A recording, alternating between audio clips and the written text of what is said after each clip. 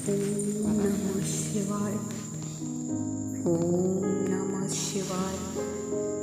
ओम नमः शिवाय। ओम नमः शिवाय। आज मैं शिव पुराण की कथा का अध्याय 8वां कहने जा रही हूँ। श्री शिव महापुराण विंध्येश्वर संहिता प्रथम अध्याय। प्रयाग में सूर्य से मुनियों का तुरंत पाप नाश करने वाले साधन के विषय में प्रश्न, जो आदि और अंत में नित्य मंगलमय है, जिनकी समानता अथवा तुलना कहीं भी नहीं है, जो आत्मा के स्वरूप को प्रकाशित करने वाले देवता हैं, जिनके पोष मुख और जो खेल ही खेल में अनायास जगत की रचना, पालन और संहार तथा अनुग्रह एवं तिरोभाव रूप 5 प्रबल कर्म करते हैं, उन सर्वश्रेष्ठ अजर अमर ईश्वर अम्बिकापति भगवान शंकर का मैं मन ही मन चिंतन करता हूँ। व्यास जी कहते हैं, जो धर्म का महान क्षेत्र है और जहाँ गंगा यमुना का संगम हुआ है, उस परम पुण्य में प्रयाग में जो ब्रह्मलोक का मार्ग है, सत्यव्रत में तत्पर रहने वाले महातेजस्वी महाभाग महात्मा मुनियों एक विशाल ज्ञान यज्ञ का आयोजन किया। उस ज्ञान यज्ञ का समाचार सुनकर पौराणिक शिरोमणि व्यास शिष्य महामुनि सूत जी वहाँ मुनियों का दर्शन करने के लिए वहाँ आए। सूत जी को आते देखकर सब मुनि हर्ष से खिल उठे और अत्यंत प्रसन्न चित्त से उन्होंने उनका विधिवत स्वागत सत्कार किया। तत्पश्चात उन प्रसन्न महात्माओं ने उनकी विधिवत स्तुति करके विनय पूर्वक हाथ जोड़कर उनसे इस प्रकार कहा, सर्वज्ञ विद्वान रोमहर्षणि जी, आपका भाग्य बड़ा भारी है। इसी से आपने व्यास जी के मुख से अपनी प्रसन्नता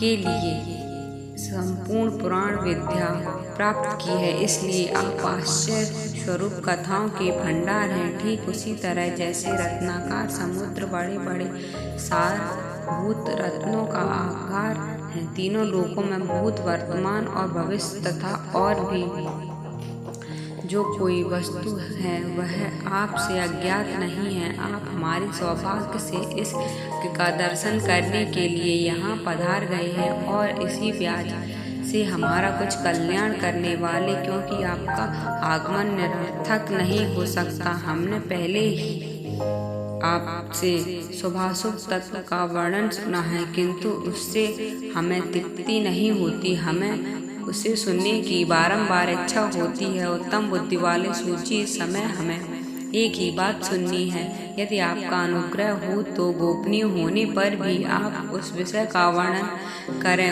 घोर कलयुग आने पर मनुष्य पुण्य कर्म से दूर रहेंगे, दुराचार में फंस जाएंगे और सब सत्य भाषण से मुंह फेर लेंगे, दूसरों की निंदा में तत्पर रहेंगे, पराये धन को हड़प लेने की इच्छा करेंगे, उनका मन पराई स्त्रियों में आसक्त रहेगा तथा वे दूसरे प्राणियों की हिंसा किया करेंगे, अपने मन को ही आत्मा समझेंगे, मूढ़ नास्तिक और पशु बुद्धि रखने वाले होंगे, माता पिता से द्वेष करेंगे, ब्राह्मण लोग रूपी ग्रह के ग्रास बन जाएंगे, वेद बेचकर जीविका चलाएंगे, धन उपार्जन करने के लिए ही विद्या का अभ्यास करेंगे और मद से मोहित रहेंगे, अपनी जात के कर्म छोड़ देंगे, प्राय दूसरों को ठगेंगे, तीनों काल की संध्योपासना से दूर रहेंगे और ब्रह्मज्ञान से शून्य रहेंगे। समस्त क्षत्रियों भी स्वधर्म का त्याग करने वाले होंगे, कुसंगी पापी और व्यभिचारी होंगे, उनमें शौर्य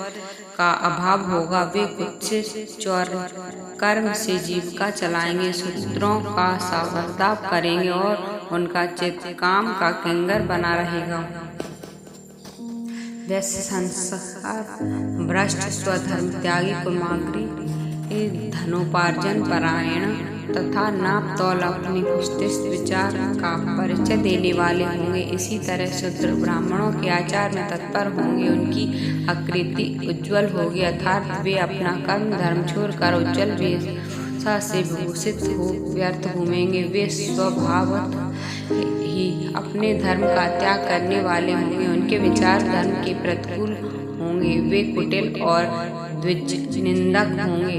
यदि धनी हुए तो कर्म में लग जाएंगे, विद्वान हुए तो विवाद करने होंगे। अपने को कुलीन मानकर चारों वर्णों के साथ वैवाहिक संबंध स्थापित करेंगे। समस्त वर्णों को अपने संपर्क से भ्रष्ट करेंगे। वे लोग अपनी अधिकार सीमा से बाहर जाकर जित सत्कर्मों का अनुष्ठान करने वाले होंगे।